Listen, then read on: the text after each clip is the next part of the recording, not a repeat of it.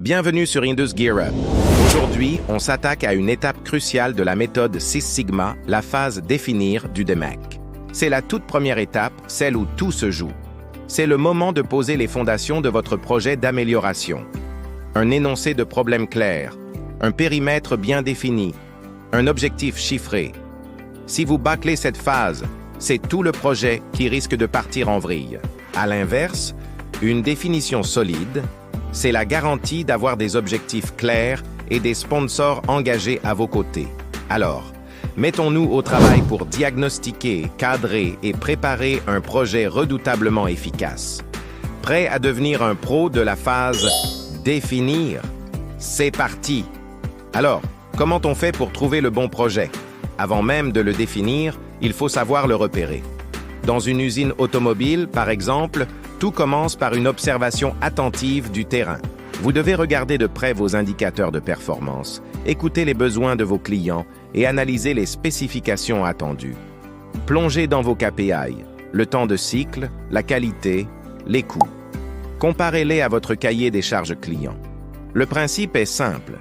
Là où il existe un écart entre ce que vous faites et ce que vous devriez faire, il y a une opportunité de projet. En clair, retenez bien cette phrase. Là où il y a un gap, il y a un projet. Dans chaque atelier, chaque recoin de l'usine, se cachent des opportunités d'amélioration. Ça peut être une consommation énergétique excessive, des coûts de maintenance qui s'envolent, un taux de rebut ou de retouche trop élevé, ou encore des goulots d'étranglement dans votre logistique. Pour vous donner des idées concrètes, voici quelques domaines à explorer.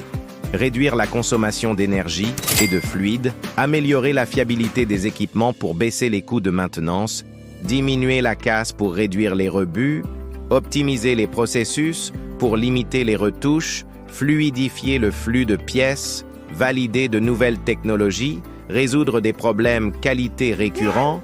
La liste est infinie. Comme on aime le dire, chaque usine contient du potentiel. La clé, c'est de commencer par une première analyse, une sorte de prédéfinition. Posez-vous les bonnes questions. Que savez-vous déjà du problème? Les informations que vous avez sont-elles suffisantes pour lancer le projet? Si ce n'est pas le cas, il faudra creuser un peu plus avant de passer à l'étape suivante, la définition officielle. Une fois que vous avez identifié et choisi votre sujet, il est temps de passer à la charte projet. Considérez-la comme le contrat officiel de votre projet. C'est une étape absolument cruciale. Pourquoi? Parce qu'une bonne charte garantit l'adhésion de tous, des objectifs limpides, le soutien du management et les ressources nécessaires pour réussir. En résumé, avec une charte bien faite, on s'assure que tout le monde est d'accord pour démarrer. Voyons ensemble ce que contient une charte projet efficace. Premier point, l'énoncé du problème. Il doit être décrit dans une phrase claire, concise et si possible chiffrée. Idéalement, il est lié à la voix du client. Par exemple, notre taux de rebuts actuel représente 0,43% de nos ventes. C'est factuel, quantifié et précis. Deuxième point essentiel, le périmètre du projet.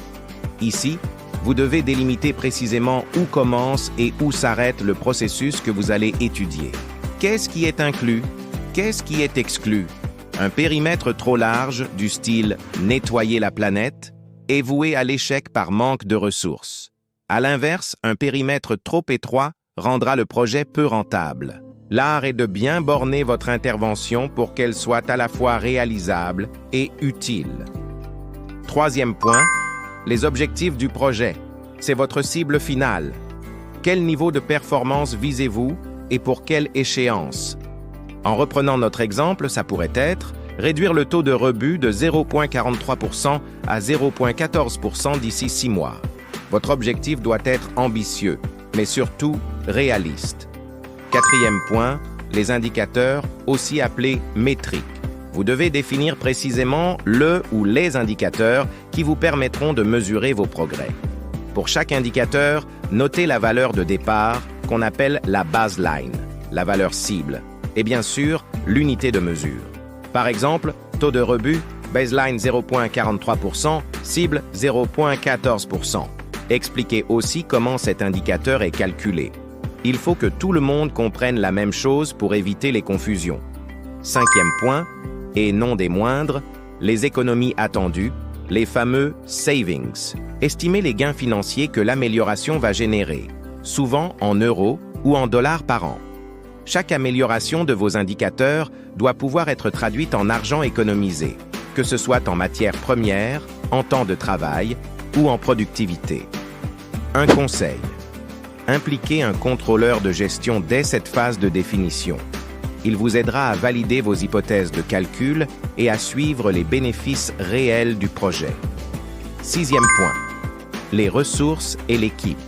Listez les membres clés du projet, le sponsor, le chef de projet, souvent un black belt en Six Sigma, les propriétaires du processus, l'expert financier, les experts techniques. Définissez clairement qui sera à bord, le temps et le budget alloué. Identifiez aussi les moyens matériels et l'expertise dont vous aurez besoin. Un soutien managérial clair est indispensable. Et enfin, 7e et dernier point, l'engagement, le contrat. La charte projet doit être signée par les personnes qui soutiennent le projet, le sponsor, le propriétaire du processus, le responsable financier. C'est un acte écrit qui formalise l'engagement de chacun. Ce contrat permet de s'accorder officiellement sur les priorités, la durée, la complexité estimée et les moyens alloués. Chaque point de cette charte doit être limpide.